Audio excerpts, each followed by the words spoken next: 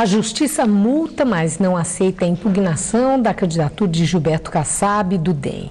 A punição de mais de R$5 mil foi aplicada porque o candidato à reeleição mostrou um cheque de quase R$200 milhões durante evento com o governador José Serra. O dinheiro deve ser usado em obras do metrô. A atitude foi considerada como propaganda eleitoral. Como Gilberto Kassab compareceu à cerimônia como prefeito, a legislação proíbe qualquer tipo de campanha.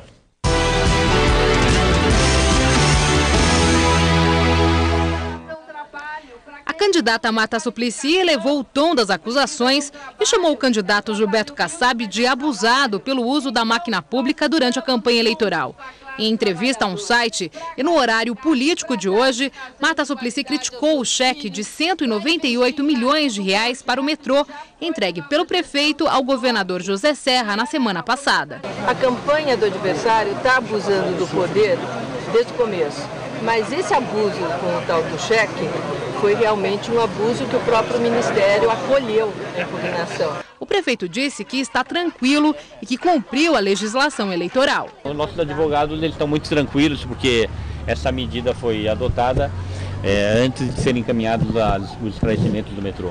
Hoje, Gilberto Kassab voltou à obra que gerou polêmica entre os dois candidatos nos últimos dias. Marta diz que Kassab não vai conseguir entregar o céu da Vila Formosa no prazo anunciado. O prefeito vistoriou o local de longe da sacada de uma casa vizinha ao terreno.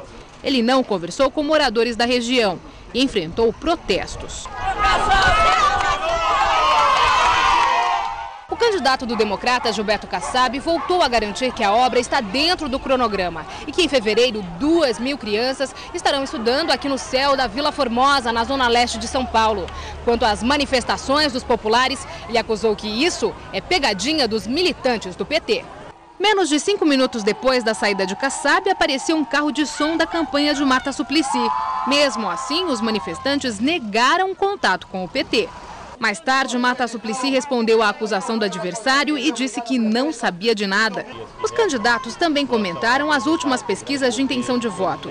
Pelo Datafolha, Gilberto Kassab tem 18 pontos de vantagem sobre Marta Suplicy. O candidato do Democratas conta com 54% da preferência contra 36% da adversária do PT. Kassab vence em 5 das 8 regiões de São Paulo, principalmente nas áreas centrais, e empata com a petista no extremo leste e na zona noroeste, enquanto Marta só ganha no extremo sul. No estudo pela escolaridade, o prefeito ganha em todos os níveis, com maior predomínio no ensino superior. Na pesquisa do Ibope, a diferença entre os dois candidatos é de 17 pontos, com Kassab à frente. O que nos deixa mais feliz é a avaliação da gestão. E as pessoas que avaliam bem a gestão estão direcionando o seu voto para a candidatura. Marta Suplicy garantiu que não entregou os pontos e cutucou o adversário por comemorar o resultado das pesquisas. Eu acho que pesquisa você só ganha quando abre a urna. A urna não foi aberta, salto alto é ruim. Cuidado, Kassab. Está em nosso estúdio o jornalista Mauro Chaves, comentarista do Jornal da Gazeta. Bom, Mauro, nós vimos as pesquisas, os candidatos nas cidades onde há segundo turno aí na hora derradeira, né? Dando os últimos recados, nervos à flor da pele, por tudo que nós estamos observando no tom de campanhas e de entrevistas. É verdade. E eu gostaria de começar falando do resultado que nós apresentamos de pesquisas Datafolha e Ibope em Belo Horizonte, inicialmente, aquela virada. Porque o candidato Quintão, ele surpreendeu, afinal de contas, o candidato Lacerda estava, assim, muito bem apoiado e aparece o Quintão, que é bom de fala, todo jeitoso e teve um sucesso no primeiro turno e houve agora essa mudança nos números. O que explica? Olha, eu acho que a participação grande do governador do Aécio deve ter pesado aí. Eu tenho a impressão que a situação do Aécio estava meio delicada, digamos assim, até dentro do PSDB, né? É uma coisa que não se esperava. Se esperava que ele ganhasse em primeiro turno e tudo mais, deu aquela diferença. Eu acho que houve um empenho muito grande do governador e eles sabem que o governador de Minas Gerais, ele tem um controle muito bom, realmente, da máquina e eu tenho a impressão que isso deve ter pesado também, né?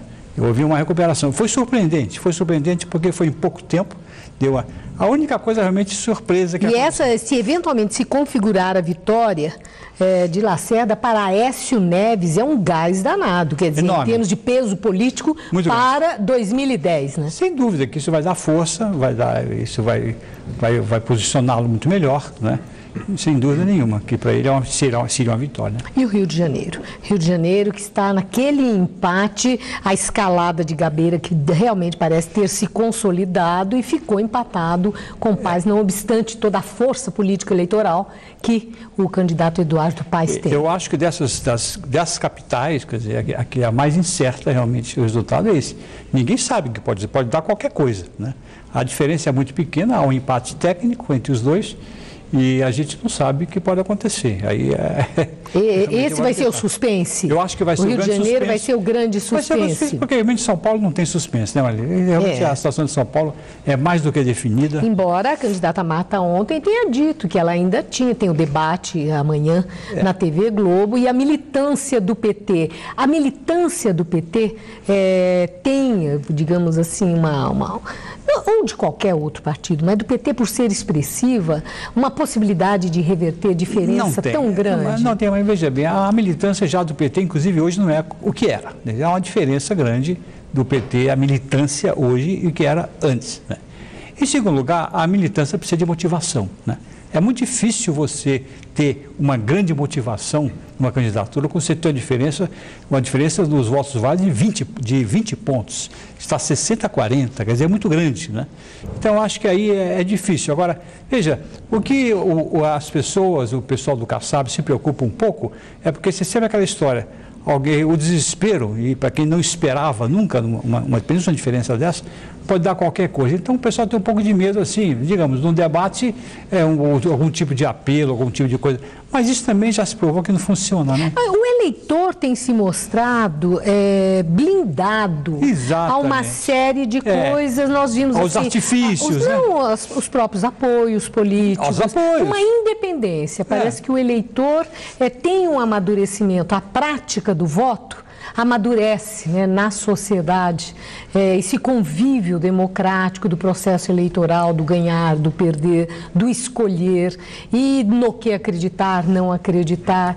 Vai passando um pouco essa ideia. Deve ter sido mais fácil no passado, um certo fisiologismo. Hoje parece ser mais difícil. Não, você veja a influência do presidente que esteve aqui, a propaganda e tal, e a coisa mais significativa foi a presença do braço direito dele, Gilberto Carvalho, que voltou. Quer dizer, Gilberto Carvalho praticamente jogou a toalha, porque ele era para ficar até o fim e voltou ontem. Ele negou isso, né? Diz que absolutamente não significa isso, na verdade, ter voltado para ele era para ficar até o fim, né? Ele veio aqui para ajudar, ficou 10 dias, então na véspera vai embora, como é que é? E de qualquer forma o governo federal pode também, pelos números, né, em Porto Alegre, Zé Fogaça com 51 e a Maria do Rosário do PT com 37, uma diferença muito grande, complicada para reverter em poucos dias.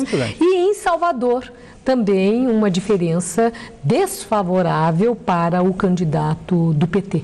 Pois é, então você veja que essa coisa essa eleição, primeiro, prova uma coisa, que a transferência de voto, se ela existe, é muito relativa. Ok. Muito obrigada, Mauro. Uma boa noite. Boa noite.